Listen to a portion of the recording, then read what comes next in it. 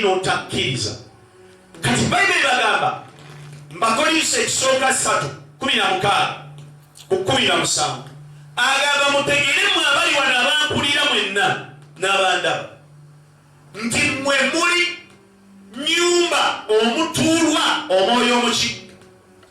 Bayibuli egamba nti Omwoyo bwe yalabika ku nsi, ensi nebaako ekitangaala n'ebeerako eddembe n'ebeerako obulamu, naye twewuunya gwalimu Omwoyo Omutukuvu okubeera nga amaziga tegaggwa mu bulamu bwo. Wandibadde nga gwali wano olwaleero oli kiddukiro kya ssanyu ng'omuntu yenna asobeddwa bajja gy'oli akola ki? Naye tulaba olwaleero nga gwe kennyini Katonda mwatuula gw'ensibuko y'amaziga. Oli nsibuko ya ndwadde, oli nsibuko y'amaziga, oli nsibuko ya bizibu, buli kadde oba osobeddwa, ebibuuzo birina bingi w'oli, ansa ntono. Kyokka nga ye Bakolinso abagamba nti mutegeere ekintu kimu. Pawulo abagamba mutegeere mmwe mwennyini mmwe Katonda mwakola ki? Naye kiki ekireetera mmwe abatuulwamu Katonda obutafuna ddembe na ssanyu? Kubanga mmwe bwe mutaali balongoofu, nammwe Katonda taatuulenga mwali. Omuntu yenna bw'aba n'ebirowoozo ebitali bya ddembe, era amaziga n'ennaku bibeera gyakola ki?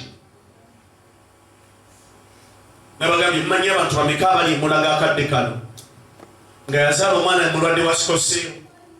Omanyi abantu bwe wali olwaziza ku mwana wa sikoseero n'ebyenjogerako bitegeera. Wali ozadde ku mwana nga mulwadde wa mutima, nasanga omwana nga yazaala omwana, naye omwana gwe yazaala alina ekituli wano, si ku mutima, naye ng'omubiri gwe teguli shirudi, wano waliwo ekituli ng'olengera munda.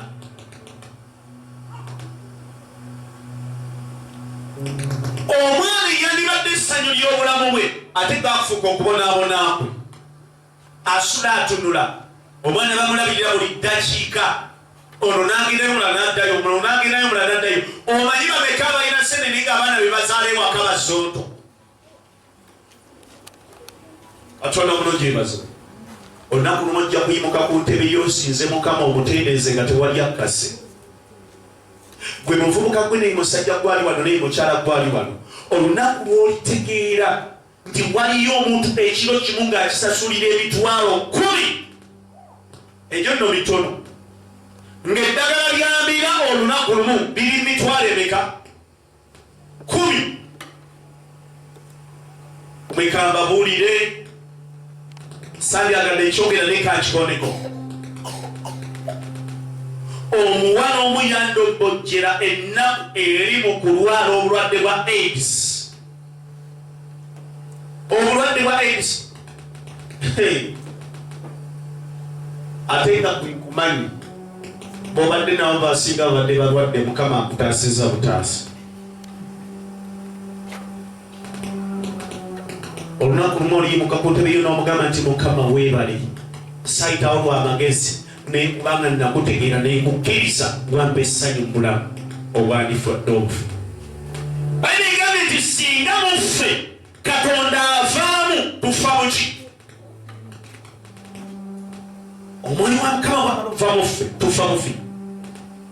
Omwana yandaga akakebe ng'amira ekkerenda eryagala okwekana olugalo,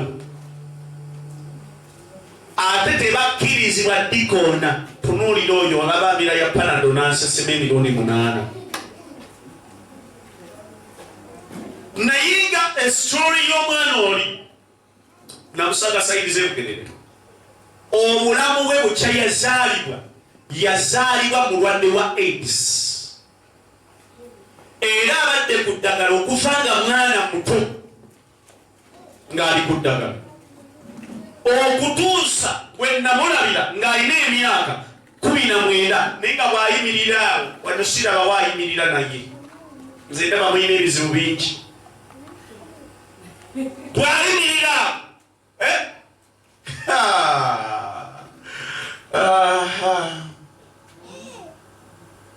ng'akabina kakomye, entumbu eriryayo sikiri enyirira kabiri ajja kukanazzaako kali naye nga bwakutuusa wansi yakubuulira kyayitamu. Yanyumiza n'atugamba nti olunaku lumu yagenda n'atambula nga yeerabidde amakerenda ge, yeerabira ekkerenda bwolwo n'alimisi, naye olumisi nga lumu yafuukuuka.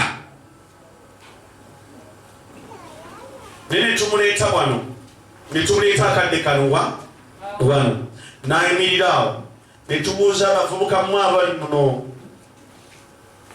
ani gwe tumuwa ebiro 2 byokka.